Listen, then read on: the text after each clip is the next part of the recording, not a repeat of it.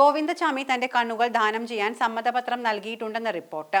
ചെയ്ത ക്രൂരതകളുടെ പശ്ചാത്താപം കൊണ്ടൊന്നും ആയിരിക്കില്ല, ഒരുപക്ഷെ ഇതിനും വല്ല പണവും വാങ്ങിയിട്ടുണ്ടോ എന്ന് ആർക്കറിയാം. എന്തായാലും കാര്യങ്ങൾ ഇങ്ങനെയാണ്. അയാളുടെ സ്വദേശമായ സേലം, വിരുദാചലം, സമത്വപുരം, ഐവത്തക്കുടിയിൽ നിന്നാണ് ഇത് സംബന്ധിച്ച വിവരങ്ങൾ പുറത്തു വന്നിരിക്കുന്നത്. ഒറ്റക്കയ്യനായ ഗോവിന്ദചാമിക്കെതിരെ തമിഴ്നാട്ടിലും നിരവധി കേസുകളുണ്ട്. ഈ കേസുകളിൽ വിവിധ കാലഘട്ടങ്ങളിലായി അയാൾ ജയിൽ ശിക്ഷയും അനുഭവിച്ചിരുന്നു. തമിഴ്നാട്ടിലും ബോംബെയിലുമായി പിടിച്ചുപറിയും മോഷണവുമായി കഴിഞ്ഞിരുന്ന ഇയാൾ തമിഴ്നാട്ടിലെത്തിയപ്പോൾ കണ്ണ് ദാനം ചെയ്യാൻ ഒപ്പിട്ട് കൊടുക്കുകയായിരുന്നു. ഇതിനുശേഷമാണ് ഗോവിന്ദചാമി കേരളത്തിലേക്ക് വരുന്നത്. കേരളത്തിൽ ട്രെയിനിലെ കച്ചവടക്കാരന്റെ വേഷത്തിലായിരുന്നു വരവ്. കുത്തഴിഞ്ഞ ജീവിതം നയിക്കുന്ന ഗോവിന്ദചാമി അമിത ലൈംഗിക ആസക്തിയുള്ള ആളാണ് എന്ന് ഫോറൻസിക് പരിശോധനയിൽ കണ്ടെത്തിയിട്ടുണ്ട്.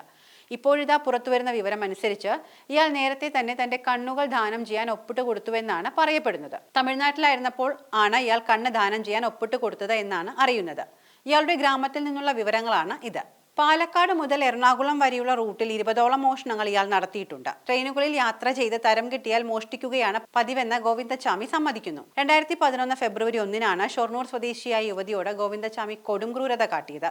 കൊച്ചിയിൽ നിന്നും വീട്ടിലേക്ക് പോവുകയായിരുന്ന 23കാരിയായ യുവതിയെ വള്ളത്തോർ നഗർ റെയിൽവേ സ്റ്റേഷന് സമീപത്ത് വെച്ചാണ് ഗോവിന്ദചാമി ട്രെയിനിൽ നിന്നും തള്ളിയിട്ടത്.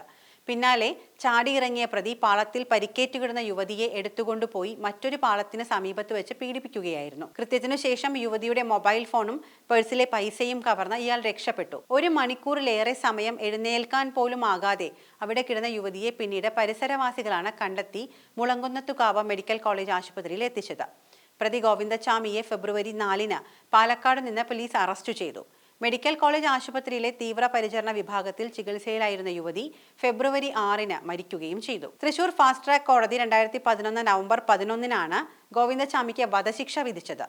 ഗോവിന്ദചാമിയുടെ ക്രൂരവും പൈശാചികവുമായ പ്രവൃത്തി കോടതിയെ പോലും ഞെട്ടിച്ചുവെന്നാണ് 1ാം നമ്പർ അതിവേഗ കോടതി ജഡ്ജി കെ രവീന്ദ്രബാബു അഭിപ്രായപ്പെട്ടത്. സ്ത്രീകൾക്കും സമൂഹത്തിനും ഗോവിന്ദചാമി ഭീഷണിയാണ്. കടുത്ത ശിക്ഷ നൽകിയില്ലെങ്കിൽ ജനങ്ങൾക്ക് നിയമത്തിലുള്ള വിശ്വാസം നഷ്ടപ്പെടുമെന്ന് കോടതി ചൂണ്ടിക്കാട്ടി. 2013 ഡിസംബറിൽ ഹൈക്കോടതി വധശിക്ഷ ശരിവെച്ചു.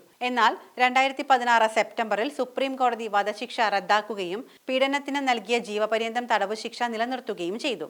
വധശിക്ഷ ലഭിക്കാനുള്ള കുറ്റം സംശയാതീതമായി തെളിയിക്കാൻ പ്രോസിക്യൂഷന് സാധിച്ചില്ല എന്നായിരുന്നു സുപ്രീം കോടതിയുടെ വിലയിരുത്തൽ.